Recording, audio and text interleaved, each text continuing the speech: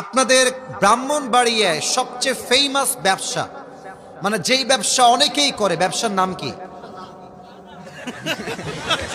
খালি গাঁজা ব্যবসা করে, আর কোনো ব্যবসা করে না।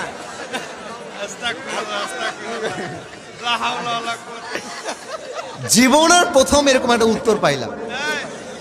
বললাম যে কিসের ব্যবসা, বলে গাঁজার ব্যবসা।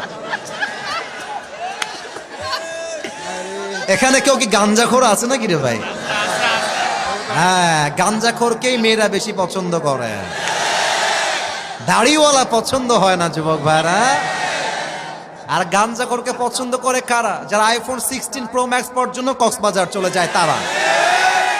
আল্লাহ হেদায়েত দান করুক, পড়েন সবাই আমিন। না না, গাঞ্জার ব্যবসা করা যাবে না ভাই। আল্লাহ হেদায়েত দান করুক, পড়েন সবাই আমিন। প্রিয় ভাইরা, হাসির ছলে ছিলাম, নাও ট্রাইং টু বি সিরিয়াস মুডে বলছি, আপনাদের হাসি স্টপ করেন। আমি স্পষ্ট ভাষায় ঘোষণা দিচ্ছি, যারা এই কসবার মাটিকে অপবিত্র করবার জন্য, ব্রাহ্মণবাড়িয়ার বদনাম করার জন্য গাঁজা, ইয়াবা, বাবার ব্যবসা করবে, এদের প্রত্যেকের বিরুদ্ধে মুসলমানদেরকে সোচ্চার হয়ে অ্যাকশন নেওয়া লাগবে যুবক ভাইরা আমার।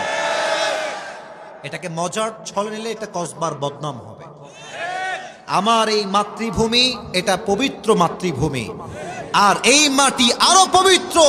এটা সাধারণ কোনো মাটি নয়, এটা গোলাম সরওয়ার সাইদি হুজুরের মাটি যুবক ভাইরা আমার।